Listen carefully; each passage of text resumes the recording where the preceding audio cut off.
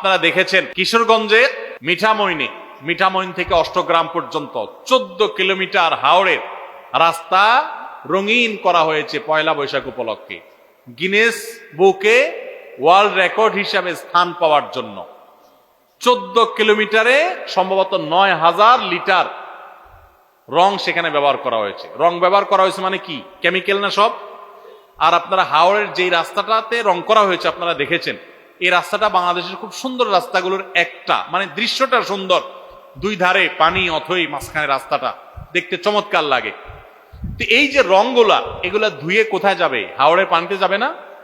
তাতে তো পানির জন্য, মাছের জন্য খুব উপকার হবে, কি বলেন?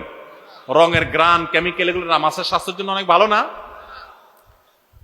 এই যে রাস্তা রং করছে, মানুষের ঘর বাড়িতে রং নাই, বাসের রং নাই, পাবলিক পরিবহনের রং নাই, ট্রেন গুলার রং নাই, সিল সপ্পর আপনার সালবাকলা উঠে গেছে, অবস্থা খারাপ, কোন শ্রী নাই, রূপ নাই, জায়গা মতো রং না করে কোথায় রং করতেছে? রাস্তায়। তাও আবার হাওড়ের মধ্যখানে রং করতেছে যে জীববৈচিত্র্য ধ্বংস হয়ে যাবে। এরাই নাকি আবার কলা বিজ্ঞানী।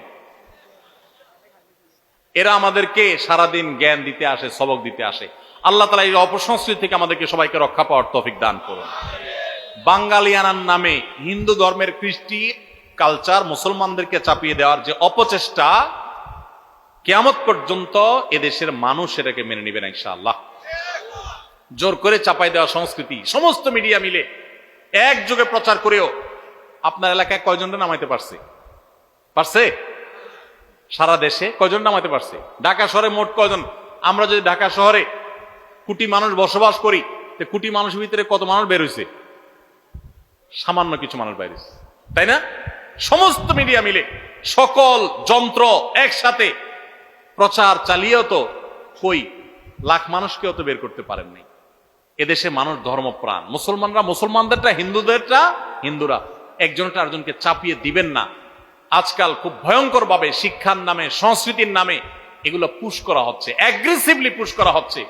ইমানের দাবির কারণে এগুলো থেকে আমাদের বেঁচে থাকতে হবে। আল্লাহ আমাদেরকে তৌফিক দান করুন। আমরা মঙ্গল কামনা করব কার কাছে? মঙ্গলের মালিকের কাছে। কোন পেঁচা, হনুমান, রাক্ষস, খোক্ষসের কাছে কোন মঙ্গল কামনা, কোন র্যালিতে মঙ্গল কামনা নাই। মঙ্গল কোথায়? আল্লাহর কাছে। কার কাছে? আল্লাহর কাছে। অতএব ঈমান নষ্ট করা যাবে না। ভাইরা আমার, এই র্যালি বের করলে সারা বছর ভালো থাকা যাবে, মঙ্গল আসবে, এটা বিজ্ঞানের কোন থিওরিতে আছে? ধর্মে তো নাই। বিজ্ঞানের কোন থিওরিতে আছে? এটা না যৌক্তিক, না এর কোন ধর্মীয় ভিত্তি আছে। একটা হাস্যকর এবং চরম হাস্যকর একটা কাজ। পান্তা ইলিশ খান না, সারা বছর গরিব যেটা পান্তা ভাত খায়, সেটা একদিন খাইয়ে আপনি বাঙালি হয়ে যাচ্ছেন একেবারে।